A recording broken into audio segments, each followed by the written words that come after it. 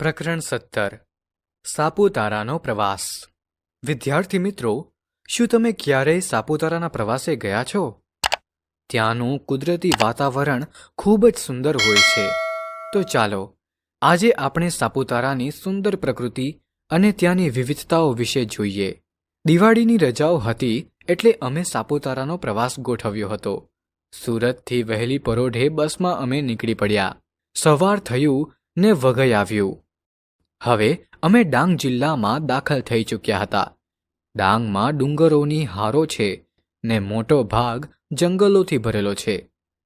એમાંના એક ડુંગર ઉપર સાપુતારાનું હવા ખાવાનું સ્થળ આવેલું છે. અમારે ત્યાં જવાનું હતું. પહેલાં અમે વઘઈ ઉતર્યા. ગામમાં બધે આદિવાસી લોકોની જ વસ્તી જણાઈ. તેઓ ડાંગી નામે ઓળખાય છે. વાંસના ટોપલા, ટોપલી ને પંખા લઈ ડાંગીઓ અમને વીંટળાઈ વળ્યા. એમાંના એક જણ પાસે વાંસના હરણ, મોર ને કબૂતર જેવા રમકડા હતા. ડાંગના જંગલોમાં પુષ્કળ વાંસ થાય છે. એમાંથી તેઓ હાથ ઉદ્યોગની આવી બધી ચીજો બનાવે છે. વાંસના રમકડાની તો પરદેશમાં પણ માંગ છે. વઘઈ ઇમારતી લાકડાનું મથક છે. ડાંગના જંગલોમાં ઊંચી જાતના સાગના ઝાડ ખૂબ થાય છે. સાગ ઇમારતી કામમાં વપરાય છે. વઘઈમાં ઠેર ઠેર ઇમારતી લાકડાની લાટીઓ જોવા મળી. ડાંગી મજૂરો એમાં કામ કરતા હતા. મર્દાનગીથી ઓપતા શરીરવાળી આ પ્રજા અમને ભોળી, ભલી ને માયાળુ જણાઈ. સ્ત્રીઓ કથીર કે ચાંદીના ઘરેણાથી લદાયેલી હતી. બસમાં બેસી અમે આગળ વધ્યા. હવે ડુંગરાળ પ્રદેશ શરૂ થયો.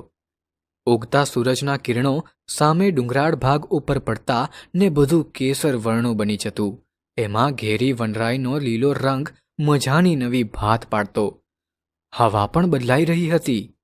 બસ ઊંચે ને ઊંચે ચડતી જતી હતી ને સાપુતારા જાણે પાસે ને પાસે આવતું જતું હતું. જોકે હજુ વચ્ચે થોડું ફંટાઈને વનસ્પતિ બાગ અને આહવા જોઈ લેવાના હતા. પણ અમારું મન તો સાપુતારા જ ઝંખી રહ્યું હતું.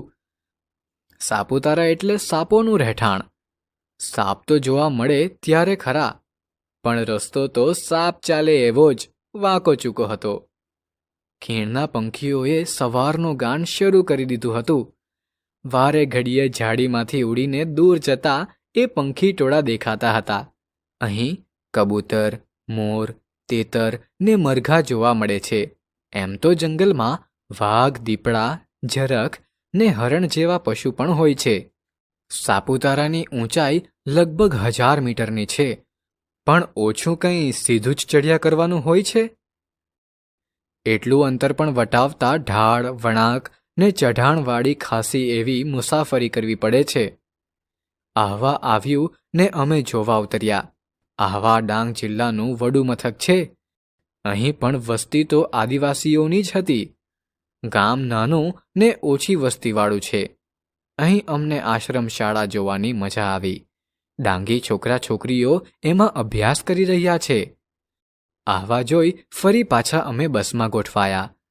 બસ સાપુતારાના રસ્તે ચાલવા લાગી. રસ્તાની બંને બાજુ સાગના પાતળા ઊંચા ઝાડ અને ઝરણા પાસે ઉગેલા વાંસ દેખાતા હતા.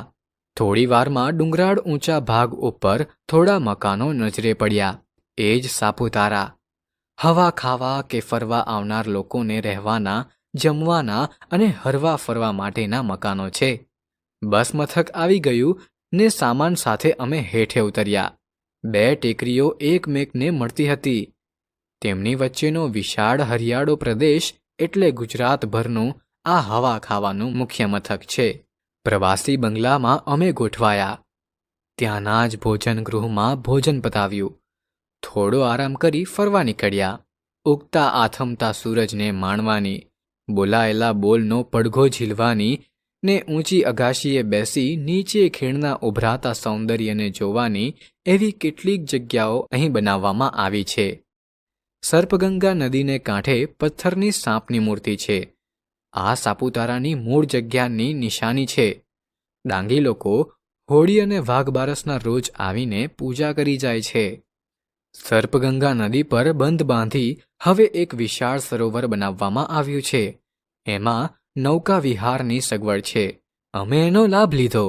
અમે બાગમાં ફર્યા, સંગ્રહ સ્થાન જોયું, મધમાખી ઉછેર કેન્દ્રમાંથી મધ લીધું.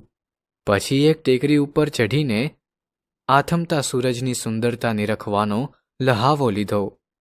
રાતના અમને ડાંગી લોકોનું સમૂહ નૃત્ય બતાવવામાં આવ્યું. ભારે મજા આવી. અમે સૂવા જતા પહેલા નીચે ખીણ તરફ નજર નાખી તો જાદુઈ દેખાવ જેવું જણાયું. ડાંગીઓના છૂટાછવાયા ઝૂંપડામાં ટમકતા ફાનસના રંગીન અજવાળા આકાશના તારા ખીણમાં નીચે ઉતર્યા હોય એવો દેખાવ જમાવતા હતા. અમે સાપુતારા થોડા વખત માટે જ આવ્યા હતા, પણ આવ્યા પછી લાગ્યું કે આવી જગ્યાએ વધારે નિરાંત લઈને આવવું જોઈએ. સારાંશ: આ વાર્તામાં પ્રવાસનો અનુભવ અને પ્રકૃતિના સૌંદર્યને અદ્ભુત રીતે દર્શાવવામાં આવ્યું છે. પ્રકૃતિ એ કુદરત દ્વારા મળેલ અદ્ભુત ભેટ છે. પ્રવાસ કરવાથી આપણા જ્ઞાનમાં વધારો થાય છે. વિવિધ વિસ્તારમાં રહેતા લોકોનું જીવન, રિવાજ, સંસ્કૃતિ, પરંપરા અલગ અલગ હોય છે. પહાડી વિસ્તારમાં રહેતા લોકોનું જીવન ખૂબ જ મુશ્કેલીભર્યું હોય છે. જંગલની પેદાશ જ તેમની આવકનું મુખ્ય સ્ત્રોત હોય છે.